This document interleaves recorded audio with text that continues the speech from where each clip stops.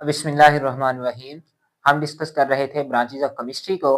तो next one हम देखते हैं बायोकेमिस्ट्री। बायोकेमिस्ट्री में हम क्या करते हैं, जैसा कि नाम से ही जाहिर है, it is a combination of two words, bio and chemistry.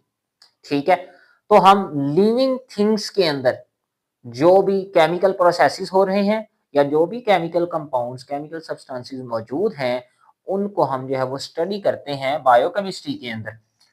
So it is understanding life, हम जिंदगी को अंडरस्टैंड करते हैं थ्रू केमिकल प्रोसेसेस। ठीक है, तो जो भी केमिकल रिएक्शन जो हैं वो लाइफ के अंदर, लिविंग ऑर्गेनिजम्स के अंदर हो रहे हैं, जो भी मॉलिक्यूल्स, जो भी केमिकल सब्सटेंसेस लिविंग थिंग्स के अंदर मौजूद हैं, अगर हम उनकी स्टडी करें तो वो हमारे पास जो है वो बायोकेमिस्ट्री जो है वो कहलाएगी। So it is a study of chemical substances and vital processes occurring in living things। ठीक है, chemical substances for example carbohydrates, proteins, lipids, fats वगैरह, और वाइटल प्रोसेसेस, जरूरी प्रोसेसेस, अहम जो प्रोसेस हैं, जो फिनोमिना हैं, जो इवेंट्स हैं, जो लिविंग ऑर्गेनिजम्स के अंदर हो रहे हैं, अगर हम उनकी स्टडी करें तो वो बायोकेमिस्ट्री कहलाएगी। फॉर एग्जांपल हमारे पास है फोटोसिंथेसिस। ठीक है, ये एक ऐसा प्रोसेस है जिसके जरिए जो है पौधे अपनी जो है वो खुराक जो है वो तैयार करते हैं। ठीक है, in the presence of sunlight. तो ये भी लिविंग ऑर्गेनिजम्स के अंदर हो रहा है और ये भी एक केमिकल रिएक्शन ही है। इसके अलावा रेस्पिरेशन जो है, इसमें जो है वो ग्लूकोज की ब्रेक डाउन होती है, तो ये भी हमारे पास जो है वो केमिकल प्रोसेस के जरिए ही होता है। ठीक है, तो इसके अलावा ये हमें क्या बताती है, it provides insights into structures and functions of molecules like carbohydrates, lipids, proteins, nucleic acid, etc। तो ये इनसाइट का मतलब होता है किसी चीज के बारे में डीप बताना। ठीक है, इनसाइट किसी चीज के बारे में आगाही देना। ठीक है, तो ये हमें carbohydrates, lipids, proteins, nucleic acid और जितने भी मॉलिक्यूल जो लिविंग ऑर्गेनिजम्स के अंदर मौजूद हैं, उनकी स्ट्रक्चर, उनके फंक्शन, उनकी रिएक्टिविटी, इन सब के बारे में जो है वो बायोकेमिस्ट्री हमें जो है वो बताती है। इसके बाद डिस्कस करते हैं न्यूक्लियर केमिस्ट्री को। जैसा कि नाम से ही जाहिर है, ये जो केमिस्ट्री है ये न्यूक्लियस से रिलेटेड है। न्यूक्लियस क्या होता है, अगर हम देखें तो हमारे पास जो हर चीज जो है मैटर, हमारे इर्द गिर्द की हर चीज जो है वो मैटर है। तो मैटर का जो स्मॉलेस्ट यूनिट है वो हमारे पास एटम है। और जो एक एटम की अगर स्ट्रक्चर को देखा जाए तो इसके जो सेंटर में हमारे पास न्यूक्लियस होता है और साइडों पे जो है यहाँ पे इलेक्ट्रॉन जो है ये मौजूद हैं, इलेक्ट्रॉनिक शेल हैं। तो ये है हमारे पास किसी भी एटम के सेंटर में न्यूक्लियस मौजूद है। तो अगर हम इस न्यूक्लियस की स्टडी करें तो ये हमारे पास जो है वो न्यूक्लियर केमिस्ट्री कहलाएगी। ठीक है, तो इसके अंदर हम किन किन चीजों की स्टडी करते हैं, it deals with the reactions taking place in the nucleus of an atom. कि किसी भी एटम के न्यूक्लियस के अंदर जो भी रिएक्शंस हो रहे हैं उनकी अगर हम स्टडी करेंगे तो वो हमारे पास न्यूक्लियर केमिस्ट्री कहलाएगी। कौन कौन से रिएक्शन हो सकते हैं या कौन कौन से प्रोसेसेस हो रहे होते हैं। ठीक है, तो बहुत सारे हो सकते हैं, जैसे फॉर एग्जांपल फर्स्ट वन अगर हम डिस्कस करें तो रेडियो एक्टिविटी। ठीक है, रेडियो एक्टिविटी क्या होता है, न्यूक्लियस जो हमारे पास अनस्टेबल न्यूक्लियस हैं, जिनका एटॉमिक नंबर जो है वो 80 से ज्यादा है या 82 से ज्यादा है, जो अनस्टेबल न्यूक्लियाई हैं, वो क्या करते हैं, रेडिएशंस खारिज करते रहते हैं, रेडियो एक्टिविटी। ठीक है, emission of radiation by unstable nuclei. तो ये भी न्यूक्लियस के अंदर ही एक रिएक्शन हो रहा है, एक प्रोसेस हो रहा है, रेडियो एक्टिविटी। इसके नतीजे में हमें बहुत सारी रेडिएशन मिलती हैं जो कि इन्वायरमेंट के अंदर जाती हैं और समटाइम हम इन्हें यूज भी कर लेते हैं। इसके अलावा जो है न्यूक्लियर प्रोसेसेस, तो न्यूक्लियस के अंदर जो है वो बहुत से प्रोसेस हो रहे होते हैं। इसमें हमारे पास जो है वो न्यूक्लियर फिशन, फिशन का मतलब है न्यूक्लियस जो है वो बड़ा न्यूक्लियस दो छोटे न्यूक्लियस में टूट जाता है। न्यूक्लियर फ्यूजन, दो छोटे न्यूक्लियस मिलकर या दो छोटे न्यूक्लियाई मिलकर एक बड़ा न्यूक्लियस भी बना देते हैं। तो हमारे सूरज के ऊपर न्यूक्लियर फिशन और न्यूक्लियर फ्यूजन रिएक्शन जो है ये सारे हो रहे हैं। वहां पर हाइड्रोजन एटम जो है वो आपस में मिलते हैं और बाद में जो है वो उनके दरमियान बॉन्ड ब्रेक भी हो रहा है।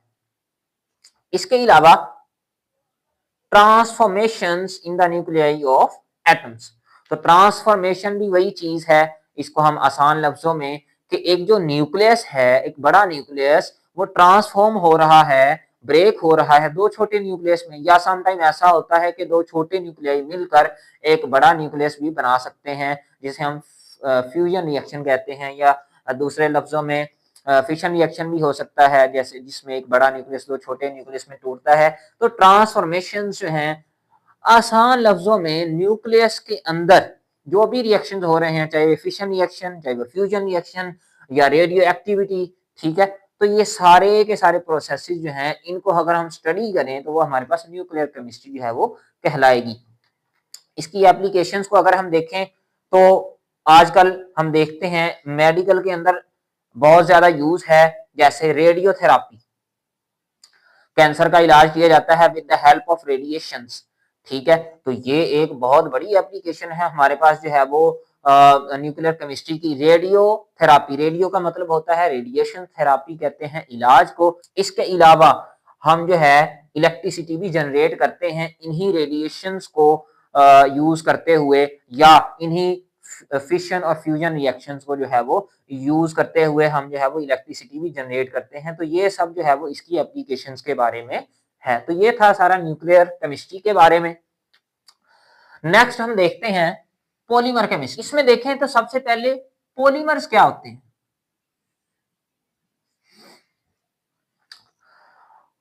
पॉलीमर्स, पॉली का मतलब होता है मैनी, बहुत ज्यादा, और मर्स कहते हैं यूनिट्स को। तो जब बहुत ज्यादा छोटे छोटे यूनिट मिलकर एक बड़ा यूनिट बनाए, एक बड़ा मॉलिक्यूल बनाए, तो उसे हम कह देते हैं पॉलीमर्स। तो polymers are large molecules made up of या made up by linking together a series of building blocks. अच्छा, ये एक बड़े मॉलिक्यूल्स हैं, जो जो ये बड़े मॉलिक्यूल्स हैं जो कैसे बनते हैं कि हम जब छोटे छोटे मॉलिक्यूल्स को आपस में लिंक करते हैं तो एक जो है वो बड़ा मॉलिक्यूल जो है वो बन जाता है, जिसे हम पॉलीमर कह देते हैं, ठीक है। अब linking together a series of building blocks, अच्छा, बिल्डिंग ब्लॉक्स का मतलब ये नहीं है कि हम जो है वो बिल्डिंग बनाने के लिए ईंटों को जोड़ते जाएं तो हमारे पास पॉलीमर बन गया, ऐसी कोई बात नहीं है। इसको हम एग्जाम्पल के तौर पे तो ले सकते हैं बिल्डिंग ब्लॉक्स, ठीक है, मतलब जैसे हम बिल्डिंग में छोटे छोटे जो है वो ईंटों को जोड़ते हैं तो एक बड़ी बिल्डिंग बन जाती है, इसी तरह ही हमारे पास जो है छोटे छोटे मॉलिक्यूल जो है उनको हम आपस में जोड़ते हैं तो एक बड़ा मॉलिक्यूल जिसे हम पॉलीमर कह देते हैं। मिसाल है इसकी बहुत ही हमारे इर्द गिर्द मौजूद है, प्लास्टिक, प्लास्टिक के बैग्स, प्लास्टिक की चेयर्स, प्लास्टिक की बोतल्स, ये सारा का सारा जो है वो पॉलीमर्स है, ठीक है। इसके अलावा नाइलॉन, नाइलॉन कपड़े की एक किस्म है जो जो है पॉलीमर्स, जो खुद एक पॉलीमर है, और ये जो नाइलॉन है इसके जो है वो कपड़े जो है वो आर्टिफिशियल क्लोथ जो हैं आजकल बहुत ज्यादा है, नेचुरल तो बहुत कम मिलते हैं, तो ये भी जो है आजकल जो है वो एग्जिस्ट करती है, ठीक है। तो ये भी एक किस्म का आर्टिफिशियल पॉलीमर है, ठीक है। पॉलीमर केमिस्ट्री के अंदर हम क्या करते हैं, हम पढ़ते हैं it focuses on properties, structure and synthesis of polymers. तो जाहिर सी बात है पॉलीमर्स के हम पॉलीमर केमिस्ट्री के अंदर हम स्टडी करेंगे कि पॉलीमर्स की प्रॉपर्टीज क्या होती हैं, उनकी स्ट्रक्चर कैसी होती है, उनको बनाया कैसे जाता है, ज्यादातर इन्हीं चीजों के ऊपर हमारा जो है वो फोकस रहता है। हमारे पास कुछ लिविंग पॉलीमर्स भी हैं, जैसे प्रोटीन्स हैं, सेलुलोज हैं, तो ये नेचर के अंदर भी पॉलीमर्स एग्जिस्ट करते हैं। प्रोटीन जो हैं वो 10,000 अमाइनो एसिड अगर आपस में मिले तो एक जो है वो प्रोटीन का मॉलिक्यूल बनता है, ठीक है। इसी तरह सेलुलोज हैं, बहुत ज्यादा ग्लूकोज के मॉलिक्यूल जो है वो आपस में मिले तो हमारे पास जो है वो सेलुलोज बनता है। तो ये सारे के सारे पॉलीमर्स हैं, नेचुरल पॉलीमर्स, और पॉलीमर केमिस्ट्री के अंदर जो है वो हम पॉलीमर्स की ही स्टडी करते हैं। इसके बाद हम देखें तो हमारे पास है जियो केमिस्ट्री। जियो कहते हैं अर्थ को, जमीन को, और केमिस्ट्री का आपको पता है। तो जियो केमिस्ट्री ऐसी केमिस्ट्री जिसके अंदर हम जमीन की स्टडी करते हैं। तो जमीन की किन चीजों की स्टडी करते हैं आइए देखते हैं। It is a study of chemical composition of earth, कि हमारी जो जमीन है उसके अंदर कौन कौन से केमिकल जो है वो पाए जाते हैं, हमारी जमीन किन किन केमिकल्स पर मुश्तमिल है, और उन केमिकल्स के सोर्सेज क्या है, वो केमिकल जो है वो कहां से आ रहे हैं, एंड मिनरल्स। ठीक है, हमारी जमीन में कौन कौन सी मादनियात पाई जाती हैं। अब इसका यूज कहाँ कहाँ पे है, इसकी एप्लीकेशन कहाँ कहाँ पे है। Besides it's use in mineral exploration. अच्छा, एक तो इसका जो इस्तेमाल है मिनरल एक्सप्लोरेशन के अंदर है। ठीक है, मिनरल्स तो मैंने आपको बता दिया, मादनियात को कहते हैं जमीन के अंदर से जो हम मेटल्स वगैरह निकालते हैं। ठीक है, ये हमारे पास जो है वो मिनरल्स होते हैं। ठीक है, अब एक्सप्लोरेशन, एक्सप्लोर का मतलब होता है सर्च करना, ढूंढना। अब ये नहीं है कि हर जगह से ही हमें मिनरल्स निकल आएंगे। मिनरल्स को ढूंढा जाता है कि किस जगह पे जमीन पे मिनरल्स मौजूद हैं, तो उसको हम कह देते हैं मिनरल एक्सप्लोरेशन। ठीक है, जैसा कि सोना जो है वो जमीन से ढूंढा जाता है, तांबा ढूंढा जाता है, आयरन लोहा ढूंढा जाता है, तो इसे हम कहते हैं मिनरल एक्सप्लोर। मिनरल्स को एक्सप्लोर करना कि जमीन में कहाँ कहाँ पे जो है वो सोना, चांदी या इस तरह से बहुत सी मादनियात जो हैं वो मौजूद हैं, तो ताकि हम उन्हें निकाल सकें। बिसाइड्स इट्स यूजिंग, इसका यूज मिनरल एक्सप्लोरेशन में तो होता है, लेकिन इसके अलावा इसका क्या यूज है, इसका यूज है जियोकेमिकल मैपिंग के अंदर। अब जियोकेमिकल मैपिंग क्या होती है, देखो, जियो का मतलब होता है अर्थ, केमिकल आपको पता है केमिकल्स को कहते हैं मैपिंग, नक्शा बनाना। तो इसके अंदर हम करते क्या हैं कि हम जमीन के जो केमिकल्स हैं वो मुख्तलिफ जगहों से, ठीक है, जमीन के हम जो है वो सैंपल लेते हैं। ठीक है, और हम चेक करते हैं कि उनके अंदर क्या क्या न्यूट्रिएंट्स मौजूद हैं, उनके अंदर कौन कौन से मिनरल्स मौजूद हैं। ठीक है, और हम एक नक्शा बना लेते हैं कि अच्छा, जमीन की ये वाली जो सरफेस है इसमें ये चीजें ज्यादा पाई जाती हैं, जो जमीन की ये वाली सरफेस है इसके अंदर ये चीजें ज्यादा पाई जाती हैं। इसका हमें बाद में फायदा होता है। ठीक है, क्या फायदा होता है, इन्वायरमेंटल मॉनिटरिंग के अंदर हम अपनी इन्वायरमेंट को मॉनिटर जो है वो कर सकते हैं। ठीक है, कैसे, हम जो है अब सॉइल के मुख्तलिफ हम सैंपल लें, तो उसके अंदर जो है हम ये देख सकते हैं कि इसके अंदर आखिर कौन कौन से पोल्यूटेंट्स जो हैं वो मौजूद है। ठीक है, कितने हैवी मेटल्स मौजूद हैं। ठीक है, तो इस तरह से अगर हमें पहले से ही पता चल जाए कि यहाँ ये जो अर्थ का ये वाला पार्ट है, यहाँ पे कौन कौन से हैवी मेटल्स हैं या कौन कौन से पोल्यूटेंट्स मौजूद हैं, तो हम जो है वहाँ से जो अपनी इन्वायरमेंट को जो है वो पोल्यूशन से बचा भी सकते हैं, और या मॉनिटर कर सकते हैं कि इस जगह पे हमने नहीं जाना, या इस जगह से हमने बचना है, या जो भी हम एहतियाती तदबीर जो है वो इख्तियार करें। इसके बाद है फॉरेस्ट्री। फॉरेस्ट्री कहते हैं जंगलात जो है वो लगाना। ठीक है, तो जियोकेमिकल मैपिंग का फॉरेस्ट्री के अंदर क्या ताल्लुक है। अच्छा, जियोकेमिकल मैपिंग में हम क्या करते हैं कि जमीन के मुख्तलिफ सैंपल लेते हैं, मुख्तलिफ जगहों से जो है वो अर्थ के या सोइल के सैंपल लेते हैं और उनका एनालिसिस करते हैं। तो इसमें हम क्या कर सकते हैं कि हम मुख्तलिफ जगहों से सैंपल लेके ज़मीन की फर्टिलिटी चेक कर सकते हैं, उसके अंदर कौन-कौन से न्यूट्रिएंट्स मौजूद हैं। ठीक है, और हम उसके अकॉर्डिंग वहाँ पर जो है मुख्तलिफ किस्म के प्लांट्स लगा सकते हैं, उन्हें ग्रो कर सकते हैं।